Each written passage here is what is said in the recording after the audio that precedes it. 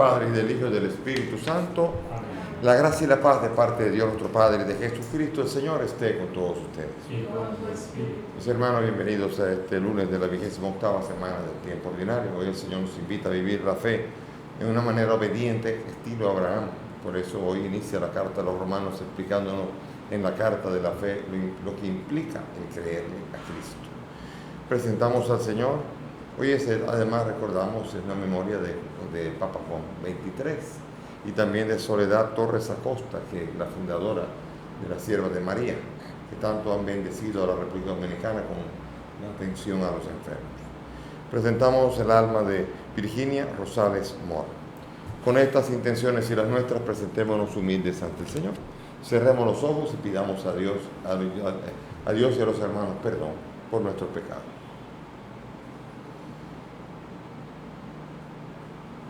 Tú que ofreciste el perdón a Pedro arrepentido, Señor, ten piedad. Tú que prometiste el paraíso al buen ladrón, Cristo, ten piedad. Tú que perdonas a todo hombre que confía en tu misericordia, Señor, ten piedad. Dios Todopoderoso, tenga misericordia de nosotros, perdone nuestros pecados y nos lleve a la vida eterna. Te pedimos, Señor, que tu gracia continuamente nos disponga y nos acompañe, de manera que estemos siempre dispuestos a obrar el bien. Por nuestro Señor Jesucristo, tu Hijo, que contigo vive y reina en la unidad del Espíritu Santo y es Dios por los siglos de los siglos. Amén. Nos sentamos para escucharla.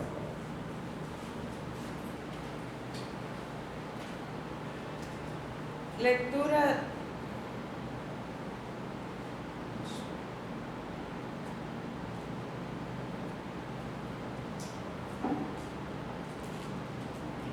Comienzo de la carta del apóstol San Pablo a los romanos. Pablo, siervo de Cristo, llamado a ser apóstol, escogido para anunciar el Evangelio de Dios. Este Evangelio, prometido ya por sus profetas en las Escrituras Santas, se refiere a su Hijo, nacido, según lo humano, del estirpe de David, constituido, según el Espíritu Santo, Hijo de Dios, con pleno poder por su resurrección de la muerte, Jesucristo, nuestro Señor. Por Él hemos recibido este don y esta misión, hacer que todos los gentiles respondan a la fe, para gloria de su nombre. Entre ellos estáis también vosotros, llamados por Cristo Jesús. A todos los de Roma, a quienes Dios ama y ha llamado a formar parte de su pueblo santo, os deseo la gracia y la paz de Dios, nuestro Padre, y del Señor Jesucristo. Palabra de Dios. Te alabamos. El Señor da a conocer su victoria. El Señor da a conocer su victoria. Cantar al Señor un cántico nuevo, porque ha hecho maravillas. Su diestra le ha dado la victoria, su santo brazo. El Señor da a conocer su victoria. El Señor da a conocer su victoria. Revela a las naciones su justicia. Se acordó de su misericordia y su fidelidad en favor de la casa de Israel. El Señor da a conocer su victoria. Los confines de la tierra han contemplado la victoria de nuestro Dios. Aclamar al Señor tierra entera. Gritad, victoriad, tocad. El Señor da a conocer su victoria.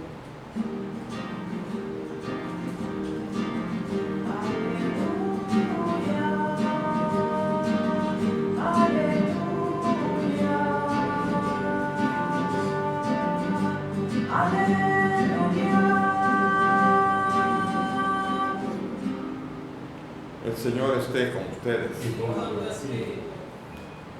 Lectura del Santo Evangelio según San Lucas. Gloria a ti, Señor. En aquel tiempo la gente se apiñaba alrededor de Jesús y él se puso a decirles: esta generación es una generación perversa. Pide un signo, pero no se le dará más signo que el signo de Jonás. Como Jonás fue un signo para los habitantes de Nínive, lo mismo será el Hijo del Hombre para esta generación.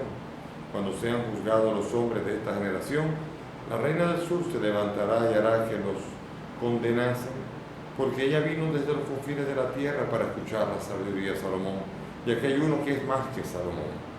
cuando sea juzgada esta generación, los hombres de Nínive se alzarán y harán que los condenen, porque ellos se convirtieron con la predicación de Jonás, y aquí hay uno que es más que Jonás.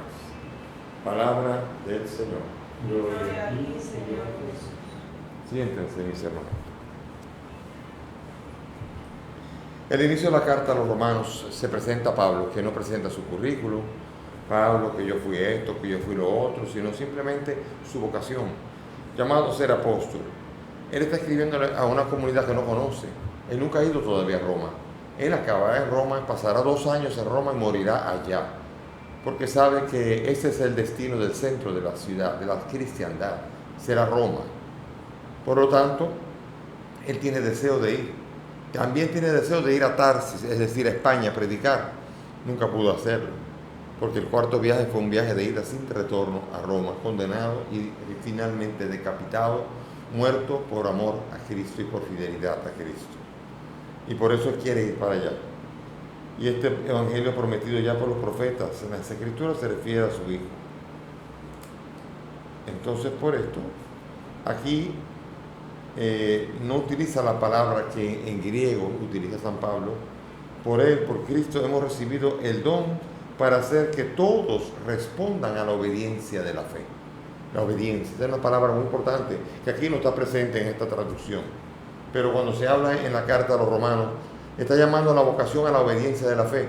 El apóstol tiene como llamado suscitar la obediencia por la fe. Es decir, que el creer no es solamente decir de la boca que yo creo en Jesús, sino una obediencia estilo Abraham. Es decir, que aquí Pablo se ubica en el contexto de definir obediencia como se define en Génesis sobre Abraham. Abraham es el padre de la fe porque obedece.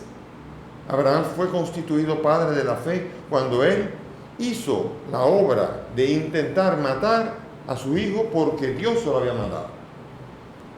El ángel lo detuvo, pero allí, en esa actitud de obediencia, él estaba tan dispuesto a obedecer a Dios que su obediencia habría sido capaz de incluso sacrificar a su propio hijo en el nombre del Señor, porque el Señor se lo pedía.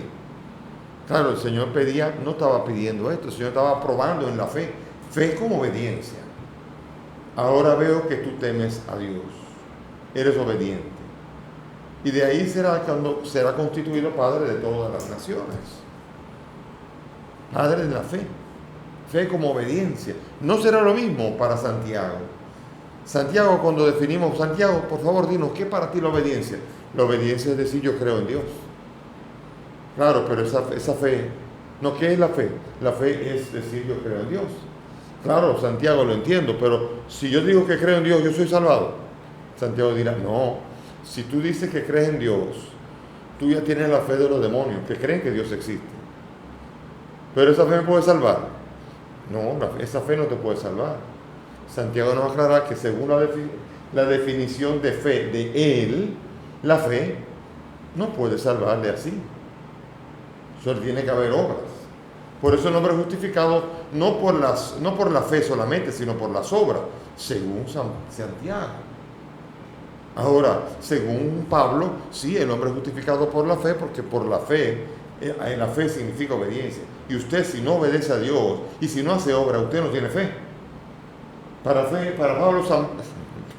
San Pablo, la fe implica que tú obedeces al Señor, escuchas su palabra y la pones en práctica.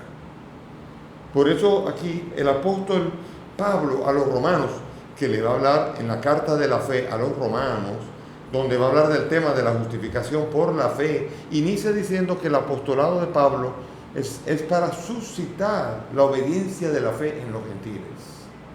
Es decir, que los gentiles escuchen la palabra y obedezcan a Dios con obras concretas, las obras que definen la obediencia de la fe, una fe que obra por la caridad. Y por eso entonces la fe solamente, dependiendo ahora del lío del definir qué es la fe. Pero definitivamente, si tú no tienes obras, le llames fe a uno o le llames fe al otro, no salvas, no te salvas. Y eso lo dice el Señor. Lo dice Santiago cuando dice que diciendo que tienes fe no tienes obra, no te salva.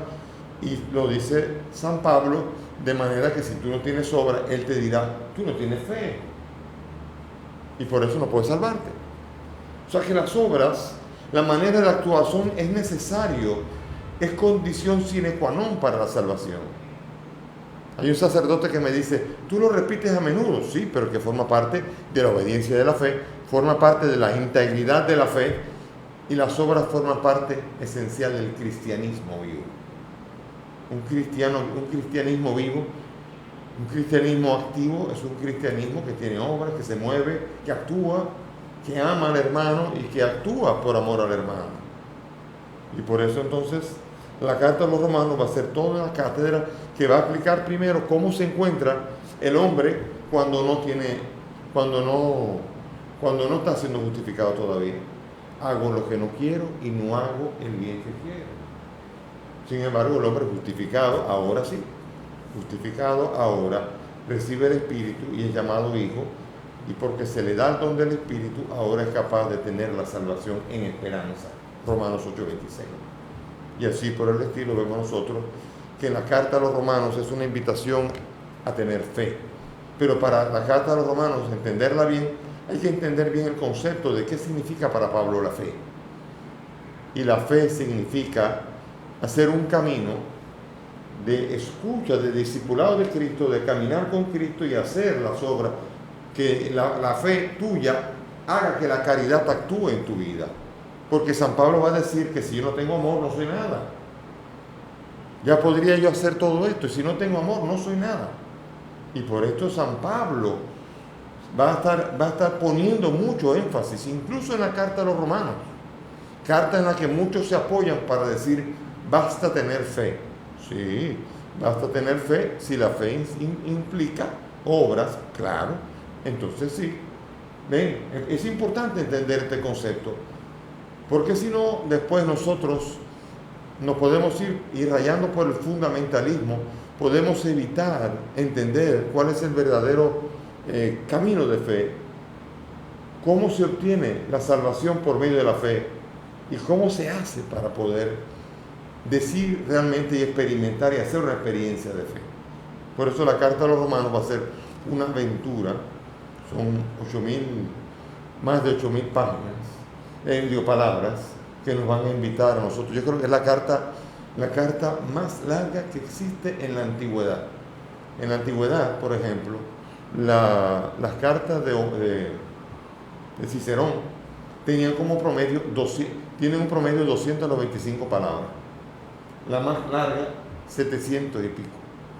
Hay cartas también largas, muy largas en la antigüedad, pero ninguna se asemeja a esta carta que acaba de comenzar ahora, que se llama la carta a los romanos, una carta de 8.000 y pico de palabras que nos van a invitar a hacer un recorrido de fe y van a invitarnos a nosotros a vivir verdaderamente con la certeza de que ya no es en la vida de la religión de Israel, no por las obras de la fe, sino que el mismo Israel, capítulos del 9 al 11, también el mismo Israel está invitado a encontrar la salvación en Cristo Jesús. Vean qué cosa. Ahora hay un camino claro, un camino seguro, y la fe en Jesucristo nos debe llevar a nosotros a seguirle, a vivir de una manera parecida a la que Él vivió, viviendo en las circunstancias de nuestra vida. Y aquí vemos nosotros entonces la carta, el Evangelio. En el Evangelio Jesús acaba de echar un demonio, acaba de dar un boche, porque decían que expulsaba los demonios por el poder de Belcebú. Y aquí ahora la gente le pidió una señal y le dice, esta generación perversa no recibirá una señal. Va a haber una sola señal, y esa señal es la de Jonás. ¿Qué quiere decir esto? La muerte de Jesucristo, en la cual iba a estar en el vientre de la tierra 3 días, como estuvo Jonás 3 días en el vientre de la ballena. Esa es la señal. Después surgirá uno, el profeta, el verdadero Jesucristo, resucitado. Esta es la señal y la gran señal. La única señal para los cristianos es el credo que dice, y al tercer día resucitó entre los muertos, según las Escrituras, como estaba escrito. Por eso nosotros, los cristianos, encontramos la señal.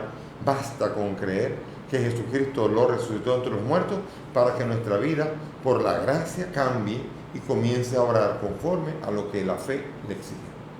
Entonces aquí comienza a explicar de de qué será en el futuro para esta gente que frente a ellos, Él acaba de hacer una gran señal. Piden una señal y dice, ustedes no tienen perdón. La reina de Saba buscaba a Salomón por la sabiduría e iba a verlo y se maravillaba con Salomón en todos los sentidos, pero se maravillaba en Salomón por la sabiduría que tenía. Quedaba embelesada y volvía otra vez y finalmente se unió a él. Fíjense, quedó fascinada con uno que simplemente tenía sabiduría. Y ahí hay uno que es más que Salomón. Jesucristo no es solamente otro con sabiduría. Él ahora nos está mostrando un camino de salvación. Él está mostrando que el reino de Dios está entre nosotros. Él está mostrando algo grandioso que ni Salomón podría haber imaginado. Por eso esta generación está acusada por la reina del sur, que venía a admirarse de la sabiduría de Salomón, y le va a decir a ustedes, vergüenza para ustedes. Si este hombre es el Hijo de Dios, y yo que me quedaba encantada con Salomón, ¿qué será con este? Y hace otro ejemplo con el mismo ejemplo de Jonás, pero ella hablando de los ninivitas, hablando de que los ninivitas se convirtieron simplemente con la predicación de Jonás, que era un simple profeta y malcriado a la vez, porque se le estuvo yendo a Dios. Y él anunció la destrucción de Nínive si no se convertían, y se convirtieron. Dice, esa gente va a venir con ustedes también. Y dijeron, pero señores, si nosotros nos convertimos nada más que con Jonás, y este es el Hijo de Dios, ustedes no tienen excusa. O sea, no hay excusa para reconocer que el reino de Dios está entre ellos, sobre todo por ese poder que tiene de echar demonios, cosa que no había ocurrido nunca. No había ocurrido. Nunca habían visto una cosa así. Y todavía danos una señal. La señal es el tercer día resucitará. Y ahí no hay excusa, porque el ministerio de Jesús es un ministerio tan poderoso y tan claro que evidencia claramente que el Mesías ha llegado y está entre nosotros. Y por eso entonces no hay excusa.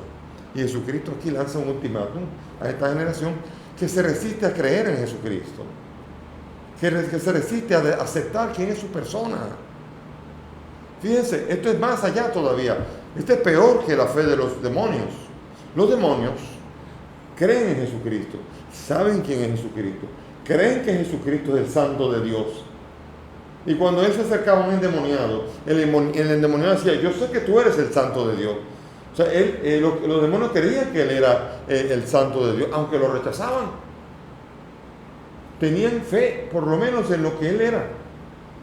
Pero el que dice que este no es más que este es como un Jonás, un Salomón, pues este no puede ser el Hijo de Dios. Estos tienen menos fe todavía que los demonios. O sea, un nivel más abajo. Fíjense que terrible. Cuando ni siquiera usted es capaz de descubrir quién es Jesús. Y si tú descubres quién es Jesús y lo aceptas, entonces ahí comienza la vida cristiana.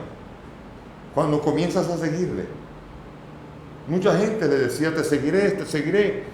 ¿Ya? Tú eres maestro, te seguiré. Pero después, pero déjame hacer esto, pero déjame hacer lo otro. Y la semilla que creció en terreno pedregoso y la semilla que creció entre las zarzas. Mucha gente es discípulo de boca. Pero hay que dar frutos dignos de conversión, de manera de vivir concreta. Por eso Jesús está esperando que el signo que ha sido dado sea más que suficiente, y lo fue para muchos que aceptaron a Jesús y fueron detrás de él. Pero los fariseos, los escribas, no quieren todavía creer. Les cuesta trabajo creer. Se resisten a creer. Y los que creen que él es, entonces le tienen miedo y lo quieren matar. Fíjense qué terrible esto. Qué dificultad. Y ahora la pregunta es, ¿y tú? ¿Quién es Jesús para ti? ¿Eres tú de los que le dicen, sí, tú eres maestro, sí, te seguiré, y después no le siguen? ¿O tú eres de los que dicen, me falta otra señal para creer? ¿O tú eres de los, a ver, ¿quién eres tú? Esta es la pregunta que tú mismo te tienes que hacer y tú mismo te tienes que responder. La respuesta es crucial, porque de esa respuesta sincera en tu interior dependerá el camino hacia lo que Dios tiene destinado para ti o no. Por eso es una pregunta que de vez en cuando hay que hacérsela. Mucha gente no le gusta filosofar. Dicen, ay no, esas son filosofías. No me gusta estar pensando demasiado. No te gusta pensar en la muerte que viene. No te gusta pensar en el cielo que te han prometido. ¿En qué quieres pensar entonces? ¿Quieres meter la cabeza como el avestruz en el piso para seguir disfrutando los goces de la tierra y olvidarte de los goces a los que tienes la oportunidad de alcanzar? Que el Señor nos ayude, nos agarre confesados y nos permita acoger al Señor como Rey, Mesías, como Señor, como uno que es más que Jonás y que Salomón. Amén. Nos ponemos de pie y elevamos nuestras súplicas confiadas al Dios en el que nosotros hemos puesto nuestra confianza. Para que conceda la paz, la libertad y la unidad de la Iglesia, roguemos al Señor. Te rogamos, óyenos. Para que manifieste a todos su bondad, roguemos al Señor. Te rogamos, óyenos. Para que guarde de todo mal a los que están en peligro, roguemos al Señor. Te rogamos, óyenos. Para que se apiade de nosotros, pecadores, roguemos al Señor. Te rogamos, óyenos.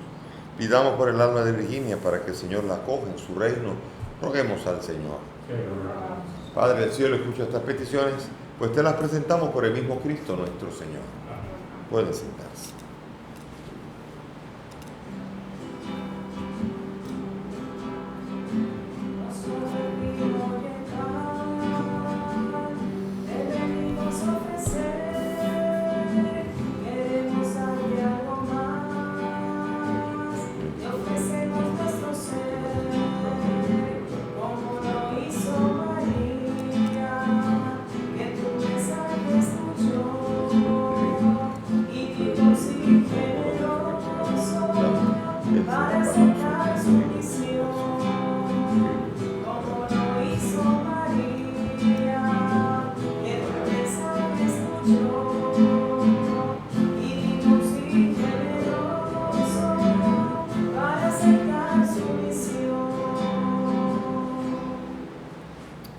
Oren mis hermanos para que este sacrificio que es mío de ustedes sea agradable a Dios Padre Todopoderoso.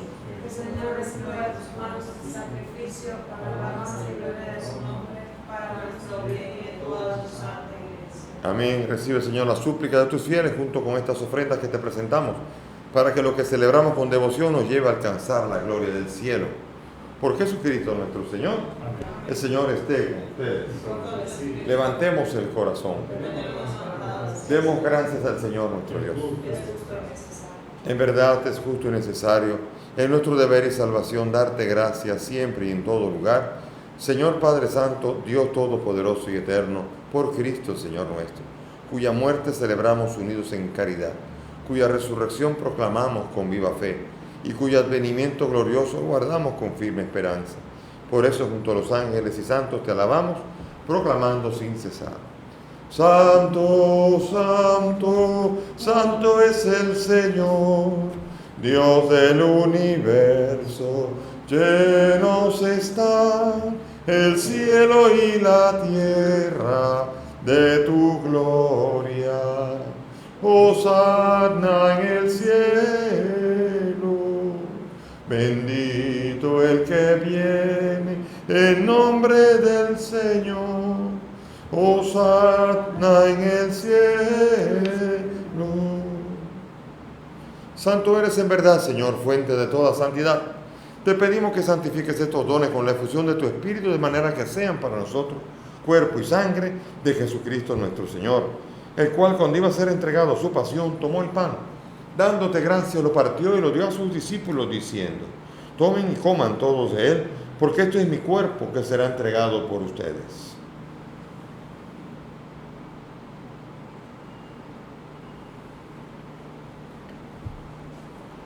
Del mismo modo, acabada la cena, tomó el cáliz, dándote gracias de nuevo, lo pasó a sus discípulos, diciendo: tomen y beban todos de él, porque este es el cáliz de mi sangre, sangre de la alianza nueva y eterna, que será derramada por ustedes y por muchos para el perdón de los pecados. Hagan esto en conmemoración mía.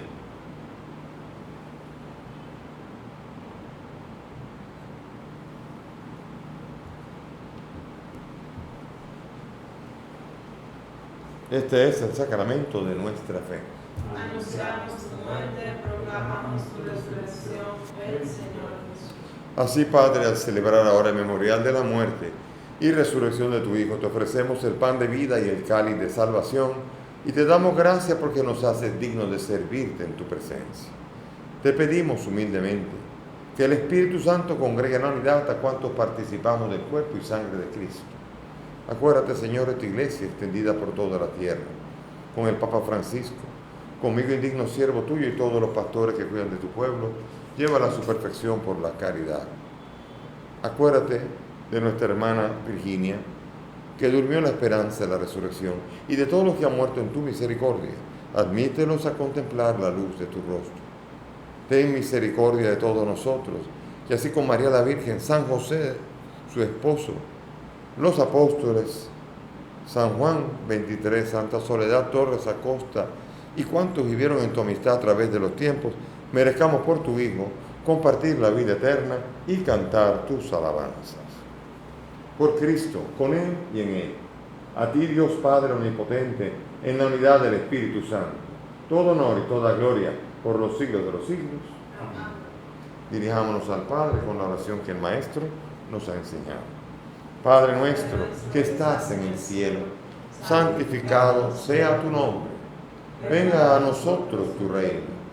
Hágase tu voluntad en la tierra como en el cielo.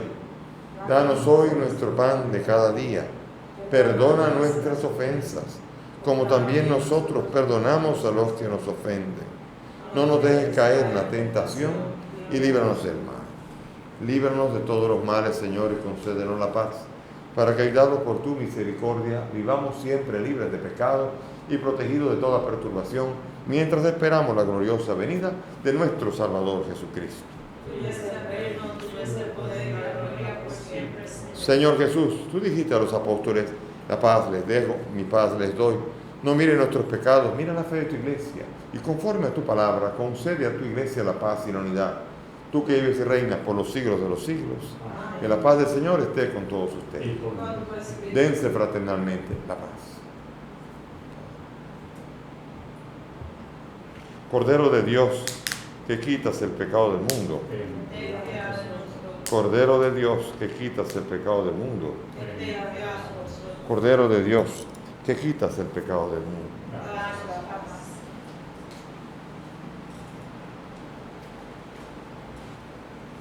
Mis hermanos, aquí está Jesús, el Cordero de Dios, el que quita el pecado del mundo. Dichosos nosotros los invitados a esta mesa. Señor, no soy digna de que entres en mi casa, pero una palabra tuya bastará para sanar.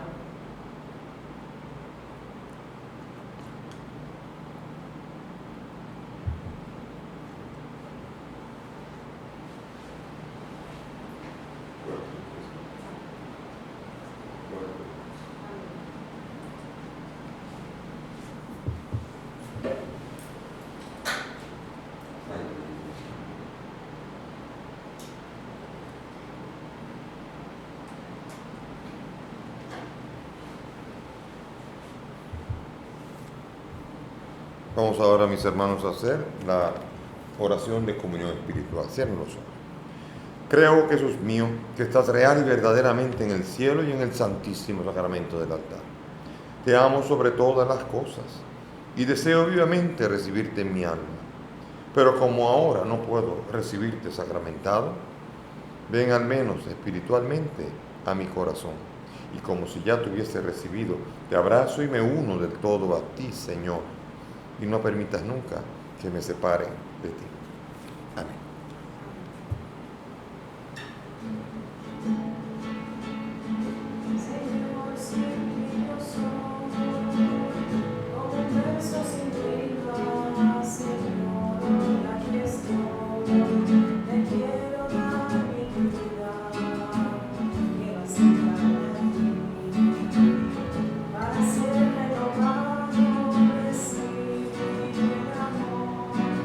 Siempre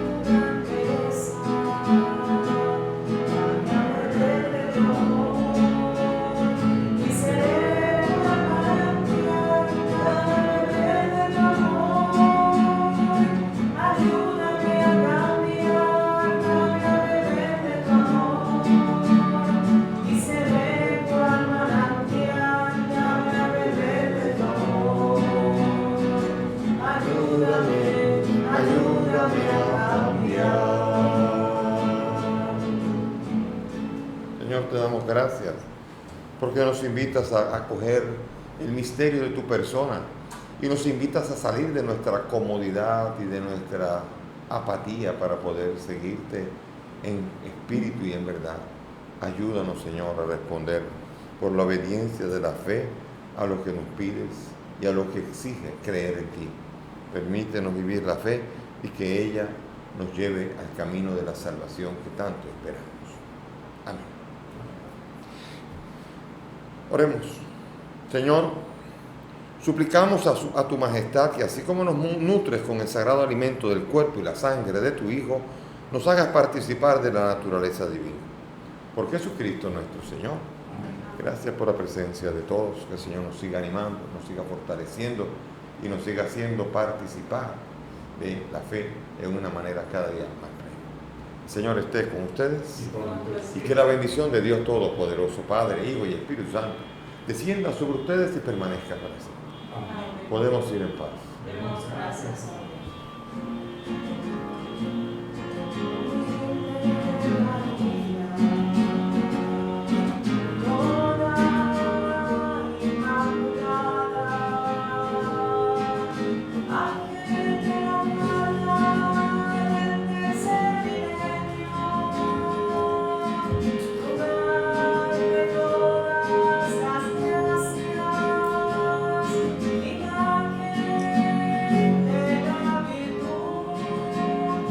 Amen.